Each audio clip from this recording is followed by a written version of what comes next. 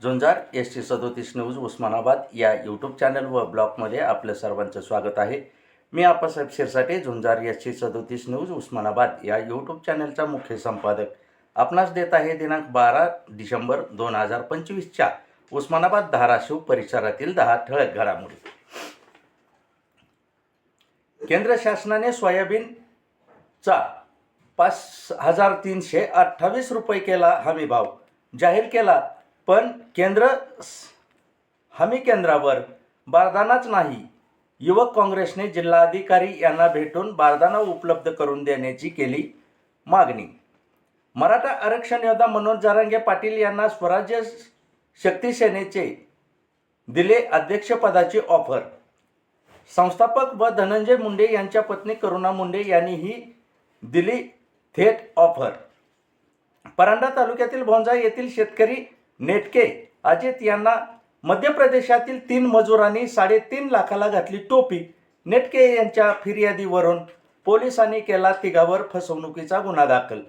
आपशिंगा तालुका तुळजापूर येथे बांधावरील पोलवरून कुटुंबियांना तलवारीने काठी व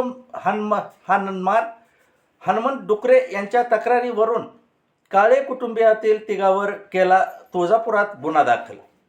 आपशिंगा तालुका तुळजापूर येथे बांधावरील पोलवरून कुटुंबियाला तलवारीने काठीने केली मारहाण।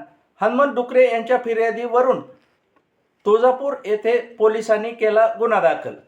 हिंगळजवाडी तालुका धाराशिव उस्मानाबाद ट्रॅक्टरने दिली स्कूटीला धडक असता आरती कुंभार राहणार मुरुड तालुका जिल्हा लातूर येथील महिलेचा झाला मृत्यू।